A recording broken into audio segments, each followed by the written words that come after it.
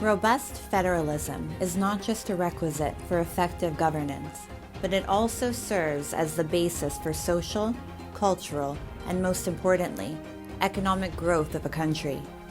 In these times, with the world a global village, it becomes imperative for the two Indian pillars, the union government and the state governments, to synergize their economic endeavors to achieve optimal results. Let's see how the collaborations have fared thus far and what we can expect in the future.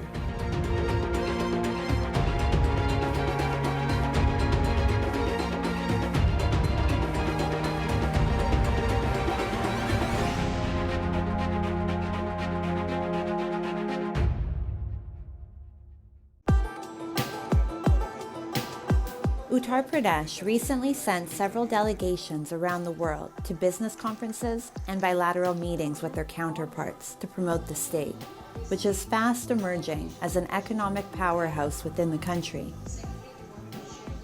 Uttar Pradesh, India's most populous state, has set a target of becoming a $1 trillion economy by 2027 and is working overtime to secure foreign direct investment worth $1 trillion USD during the Global Investors Summit, which it is set to host in January of next year.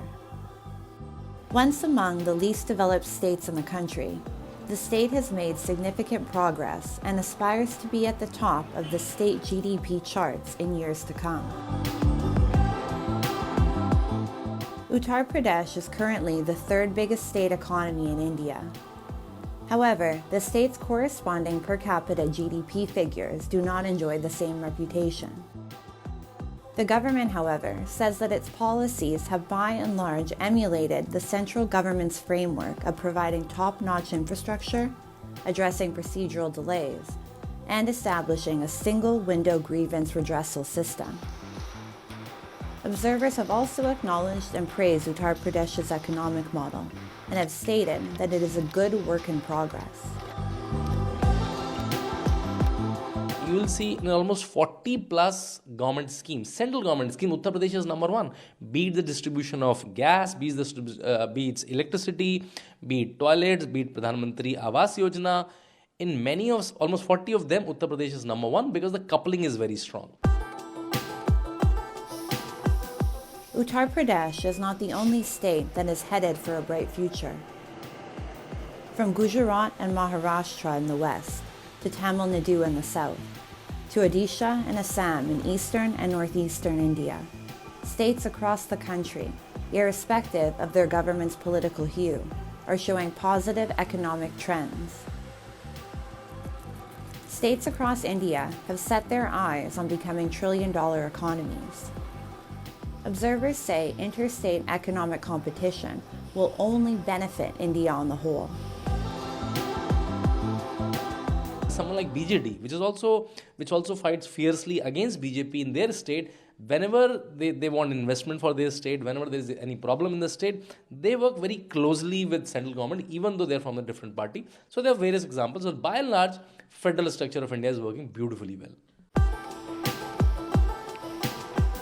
It would not be incorrect to credit the federal foundation of the Indian state for promising growth across the board. Interestingly, this economic growth also comes at a time when it appears that many political parties' focus remains on mudslinging their opponents. However, the Indian system is inherently structured so that state and central governments can work together to achieve the most for Indian citizens. There have been problems, tensions between center and states. But even then, despite tensions and challenges, federal system has served the interest of India. Udaipur, under Congress rule, being the host of the very first event under India's G20 presidency, is clear evidence that political biases or leanings do not hamper the country's collective approach of prioritizing people over politics. In India, the federal system is a symbiotic arrangement. The central government's role doesn't end with the collection of taxes from the states. It is bound to the states and provides all forms of assistance to the states in times of need. Intergovernmental institutions like the Interstate Council, Niti Aayog, and the GST Council have been successfully resolving the differences and other issues between the governments. Today, India stands on the verge of an economic revolution. The world is looking to India, and India is hoping to receive enthusiastic participation from all individual states. For example, Morgan Stanley's report on India's impending economic boom projected India's GDP to rise in manufacturing alone from 15.6% to 21% by 2031. How will this be achieved? Well, only with collaborated state-center efforts. The union government's multi-layered efforts, including the production-linked incentive scheme and corporate tax cuts aimed at improving the business environment, have further been strengthened by states' swift implementations. All predictions and projections indicate a massive economic boom for India in this decade, and a strong state-center partnership can take the already shining brand India to greater heights than previously imagined.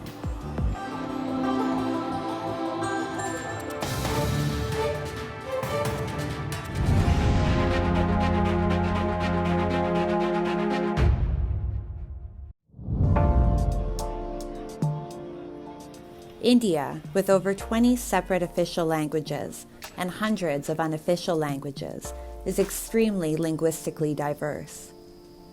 Indians are extremely proud of their mother tongues, and their usage has helped in strengthening cultural identities throughout the country. Though adopting English as a medium of communication has greatly helped India thrive globally, increasing success rates of vernacular medium students in the country have highlighted the importance of acquiring knowledge through mother tongues. Moreover, research has also shown that when concepts are explained using familiar words and phrases, it leads to improved interpretation. Former President of India, Dr. APJ Abdul Kalam, has promoted the teaching of science to children in their local languages. Further, the new education policy of India has emphasized education in local languages for primary classes. When people understand more, when they learn more in a better way, automatically any student, when you speak or learn in the regional languages, their understanding, and once they understand more, their mind process thoughts really expands. They tend to be more research oriented, they can be more creative and all this, instead of being little bookish and only on the examination point of view. As mobile broadband data has now become affordable, more Indians have access to the internet. According to Google's 2020 report on India, about 85% of online video viewers in the country prefer content in Indian languages. Therefore, the demand for content in local languages is increasing day by day. Google also claims that the number of internet users browsing in Indian languages is expected to reach 536 million over the next 4 years. Clearly aware of the trend, the Indian government and various edtech platforms are planning to use the range of linguistic diversity in the innovation space.